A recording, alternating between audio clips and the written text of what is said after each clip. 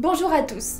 Aujourd'hui, Cinémoi vous parle d'un mouvement emblématique du cinéma français, la Nouvelle Vague.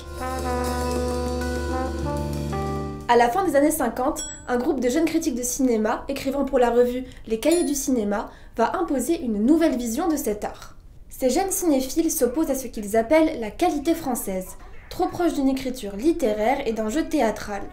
Selon eux, le cinéma français de l'époque se contente d'être un support au roman et ne détient pas sa propre écriture. Biberonnés au cinéma américain, ces critiques ayant passé beaucoup de temps à la cinémathèque revendiquent un cinéma d'auteur avec une grammaire propre. Ils mettent à l'honneur des cinéastes tels Alfred Hitchcock, Fritz Lang ou Bergman.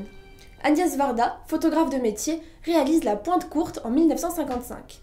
Elle filme à Sète, dans un quartier de pêcheurs, dirige Philippe Noiret et Sylvia Montfort, ainsi que de nombreux acteurs non professionnels, en réalité pêcheurs se prêtant au jeu de la réalisatrice. Bien que n'écrivant pas au cahier, son film contient déjà l'ADN de ce que sera la Nouvelle Vague. En 1958, Claude Chabrol sort Le Beau Serge, considéré par beaucoup comme le premier film du mouvement. Tourné dans son village d'enfance dans la Sarde, le film se déroule dans des décors naturels avec une bande d'acteurs peu connus. Produit grâce à un héritage perçu par le réalisateur, le film se dérobe de nombreuses contraintes. Il gagnera par la suite l'aide à la qualité du CNC qui permettra à Chabrol de financer son second film, Les Cousins, en 1959. Toute la bande de copains cinéastes, comptant Jean-Luc Godard, Claude Chabrol, François Truffaut, Jacques Rivette ou Éric Rohmer, se retrouvent dans les films, courts et longs, des uns des autres, à divers postes. C'est ainsi que dans le premier court-métrage de Rivette, Le Coup du berger, on aperçoit en figurant Godard, Truffaut et Chabrol. Au Festival de Cannes de 1959, on sent le changement s'opérer.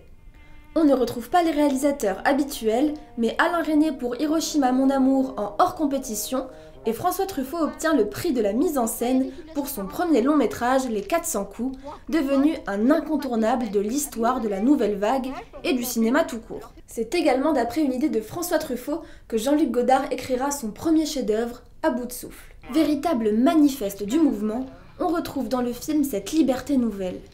Jean-Luc Godard écrit ses dialogues pendant le tournage et souffle les répliques à ses comédiens pendant les prises. La Nouvelle Vague, c'est également une nouvelle génération d'acteurs iconiques qui marqueront le genre tout autant que les cinéastes qui les ont filmés. Outre Jean-Pierre Léaud et Belmondo, on peut citer la fabuleuse Anna Karina, muse de Jean-Luc Godard, mais aussi Jean-Claude Brialy, Jeanne Moreau, Anouk Aimée, Delphine Seyrig, Jean-Louis Trintignant et tant d'autres encore.